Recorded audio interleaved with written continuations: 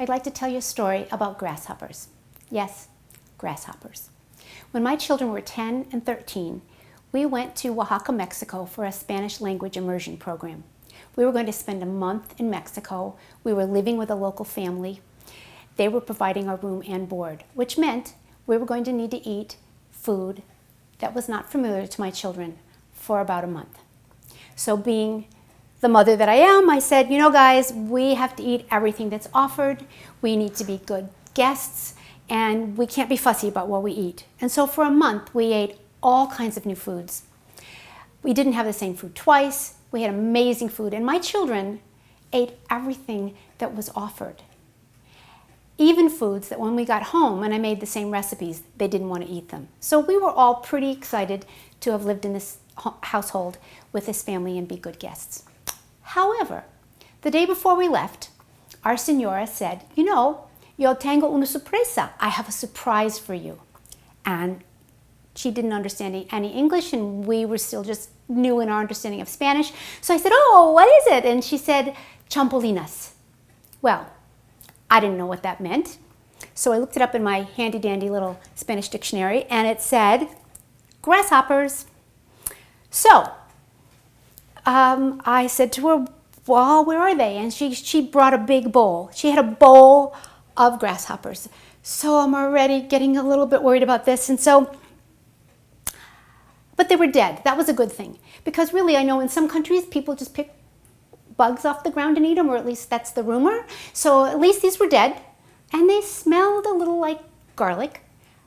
But there were parts in this bowl. There were head parts, antenna parts, leg parts, body parts, eye parts. There were parts. And my kids are looking at me like, Mom, put your mouth where your mouth is because you're going first. So I said to our señora, well, how do we eat this? And she took a tortilla and she put guacamole on it. And she took a handful of parts. And she folded up the tortilla like a taco and ate it. So I like tortillas and I like guacamole. So I took my tortilla and I put a lot of guacamole on it. And then I put a part right in the middle. I folded up my taco. I ate it. I lived through it. However, this wasn't just a little game we were playing. This was lunch. This was the only lunch we were getting. So by my fourth grasshopper taste, I had a cluster of parts. I mean, I didn't have her kind of a big handful of parts. I had a cluster, but there was definitely a cluster, and they were just sort of crunchy parts in the middle of my guacamole, and I lived through it. So what I realized was I was just pretty proud of myself that I didn't gag, I didn't throw up, and that I made it through it. And we had fun with it. Our kids tried it. And we made it a fun occasion. But what I realized as a feeding therapist later on was that I did the same kind of tiptoeing into a new food that some of our really worried kids do. First of all, I had a rehearsal. That is, I got to see somebody else eating it. I got to smell it and sort of get an idea that it smelled like garlic. I got to touch it a little before I put it in my mouth. So those were rehearsals for me. Number two, I got to pair it with something I knew. So I knew tortillas, I knew guacamole, and I could put the grasshopper kind of hidden in that new experience, so it didn't just jump at me as a big scary new experience, but could be a little tinier new experience. And most importantly, I got to put this taste in my own mouth myself and go at the pace I could handle. So I could handle a little bit with lots of guacamole. I could handle a little bit more and a little bit more, and I went at the pace that my system told me I was comfortable with.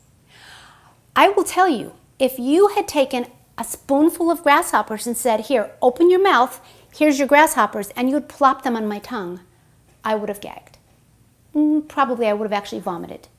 So what I realize is when we're working with children that are really worried, we want to give them rehearsals. We want to let them see what we're asking them to do before they even get to try it. We want to understand that they need to try it in little tiny ways and give them control over putting it in their own mouth. So because they're the only ones that know how ready and willing their body is to try that new food. And if we're going to make trying new foods positive experiences, we need to consider all of these issues. So what I say to families who have worried children is, think of that new food you're offering your child as a grasshopper, and you'll present it in a way they're more likely to be able to handle it. So good luck with your grasshoppers.